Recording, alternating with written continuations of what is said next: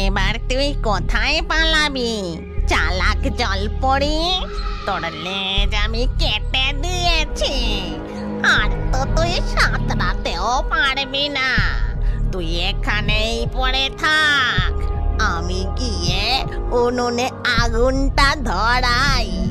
এই কথা বলে ডাইনি তার কুঁড়ে ঘরের কাছে গিয়ে মাটির উনুনে আগুন ধরাতে শুরু করে।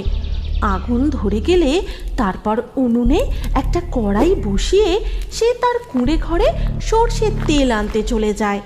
এদিকে মণিমালা জলপরি ব্যথায় যন্ত্রণায় কাতরাতে কাতরাতে ধীরে ধীরে নিস্তেজ হয়ে পড়েছে। মা তো এখনো এলো না, আমার খুব ভয় করছে।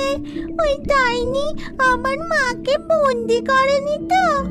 আমি একবার জলের উপরে গিয়ে দেখি মা কেন এখনো আসছে না। নিনি তাড়াতাড়ি করে নদীর জলের উপরে গিয়ে দেখে তার মা মণিমালা জলপরীর লেজটি কেটে দু ভাগে ভাগ করে দিয়েছে। এই দেখে মৎস্যকন্যা নিনি কাঁদতে কাঁদতে তার মাকে ডাকতে থাকে। মা, ও মা, তুমি আমার কাছে জলে ফিরে এসো না মা। কি হয়েছে? তুমি কথা বলছো না কেন মা? ওই ডাইনি ফিরে আসার আগে তুমি তাড়াতাড়ি করে নদীতে চলে এসো না মা। মণিমালা জলপরী তার কন্যার কোনো কথারই উত্তর দিতে পারে না। আর এই সমস্ত ঘটনা গাছের ডালে বসে দেখছিল একটি টুনি পাখি।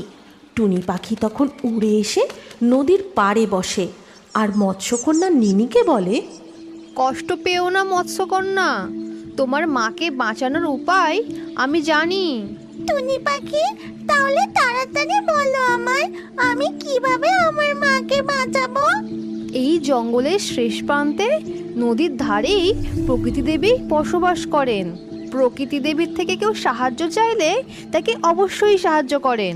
তুমিও তোমার কষ্টের কথা প্রকৃতি দেবীকে জানাতে পারো।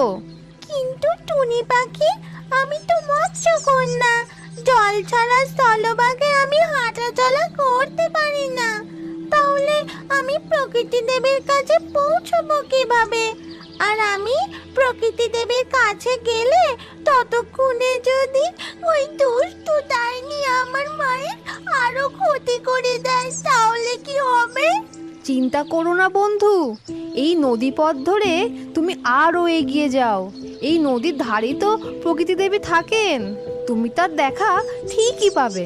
আর আমি ততক্ষণ এই ডাইনিকে ব্যস্ত করে রাখবো, সে তোমার মায়ের কোনো ক্ষতি করতে পারবে না।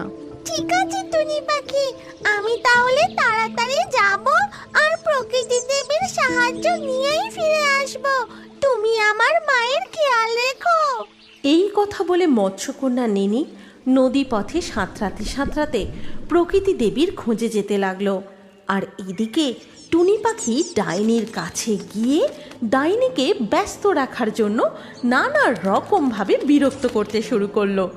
ঝরে পড়া গাছের পাতা মুখে নিয়ে ডাইনির কড়াইয়ে ফেলে দেয়, আবার কখনো ডাইনির মাথায় ঠোক্কর দিয়ে ফুরুত করে উড়ে পালায়। অত ছাড়া টুনি পাখি, আমাকে খুব জ্বালাতন করছিস। একবার যদি তোকে আমি ধরতে পারি তাহলে মজা দেখাবো। টুনি পাখি ডাইনিকে বিরক্ত করতে থাকে আর ডাইনি টুনি পাখিকে ধরার জন্য এদিকে ওদিকে ছুটতে থাকে। আর ওদিকে তখন মৎস্যকন্যা নিনি সাঁতরাতে সাঁতরাতে প্রকৃতি দেবীর বাসস্থানের কাছে পৌঁছে জল থেকে মাথা তুলে দেখে নদীর পাড়েই প্রকৃতি দেবী একটি পাথরের উপর বসে ধ্যান করছেন। প্রকৃতি দেবী, আমি মৎস্যকন্যা নিনি, আমার মায়ের বড়ই বিপদ। আপনি আমাকে সাহায্য করুন, আমার মাকে ওই দুষ্টু ডাইনির হাত থেকে বাঁচান।